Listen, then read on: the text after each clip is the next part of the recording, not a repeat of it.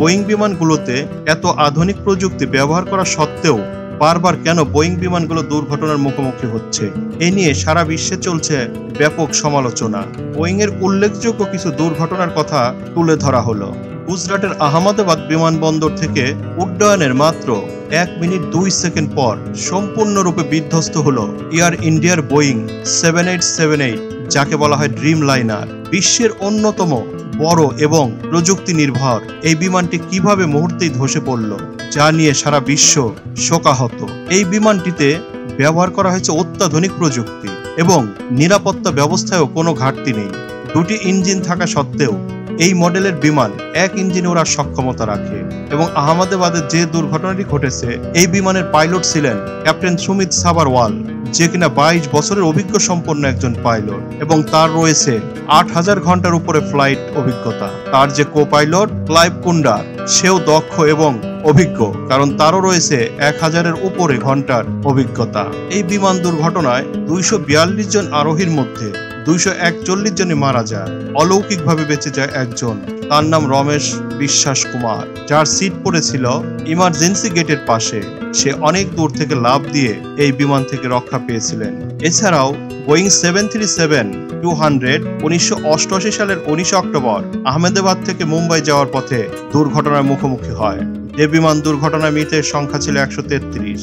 এরপর 16 আগস্ট 1991 সালে বোয়িং 737-208 কলকাতা ইম্ফল থেকে ডিমাপুর যাওয়ার পথে বিধ্বস্ত হয়। এতে মারা যায় 63 জন। এরপরে 26 এপ্রিল 1993 অরঙ্গাবাদ থেকে মুম্বাই যায় বোয়িং 737-208। এই বোয়িংটি বিধ্বস্ত হয়ে 55 জন যাত্রীর প্রাণঘাতী ঘটে। এরপর 17 জুলাই 2000 কলকাতা থেকে দিল্লি, এবারও সেই বোয়িং 737-208, এবার মৃতের সংখ্যা 30। এরপর 22 মে 2010 আবারও বোয়িং 737-800 দুবাই থেকে ব্যাঙ্গালোর সম্পূর্ণরূপে বিধ্বস্ত হয়ে 158 জনের মৃত্যু ঘটায়। এরপর 2020 সালের 7 আগস্ট দুবাই থেকে কোঝিকোড, এবার বোয়িং 737-800, এতে বিধ্বস্ত হলে 19 জন প্রাণ হারায়। 1 জানুয়ারি 2007 বোয়িং 737-400 জাকার্তা থেকে মানাডো, এই দুর্ঘটনায় প্রাণ হারায় 102 জন। 29 অক্টোবর 2018 ইন্দোনেশিয়ার ট্যাঙ্গেরাং থেকে বাঙ্গাল পিনাং বোয়িং 737 ম্যাক্স 8, এই দুর্ঘটনায় প্রাণ হারায় 189 জন। এরপর 10 মার্চ 2019 ইথিওপিয়া থেকে কেনিয়া বোয়িং 737 ম্যাক্স 8, এই বিমানটি ক্রাশ করলে 157 জনের প্রাণ যায়। 21 মার্চ 2022 বোয়িং 737-89P গন্তব্য কুনমিং থেকে গুয়াংজো, প্লেনটি ক্রাশ করলে 129 জন প্রাণ হারায়। 29 ডিসেম্বর 2024 গন্তব্য ব্যাংকক থেকে দক্ষিণ কোরিয়া, এবারও বোয়িং প্লেনটি ক্রাশ করলে প্রাণ হারায় 181 জন।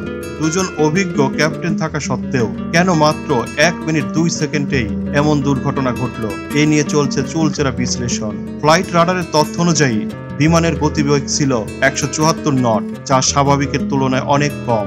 ল্যান্ডিং গিয়ার খোলা ছিল, যা সাধারণত 50 ফুট উচ্চতায় গুটিয়ে নেওয়ার কথা। পাইলটরা এয়ার ট্রাফিক কন্ট্রোলের কাছে বিপদ বার্তা পাঠিয়েছিলেন, যা ইঙ্গিত দেয় তারা শনাক্ত করতে পেরেছিলেন সমস্যা। আসলে তারা এত অল্প সময় পেয়েছিলেন যে কোনোভাবেই প্লেনটাকে আর নিয়ন্ত্রণ করতে পারেননি। ধারণা করা হচ্ছে 2টি কারণে পাইলটরা প্লেনটি নিয়ন্ত্রণ করতে পারেননি। প্রথমত, উচ্চতা ছিল খুবই কম, মাত্র 650 ফিট, এবং এত অল্প উচ্চতা থেকে কোনোভাবেই প্লেনটিকে ঘুরিয়ে বন্দরে ফিরে আনা সম্ভব ছিল না। এজন্য তারা বুঝেও কিছু করতে পারেনি।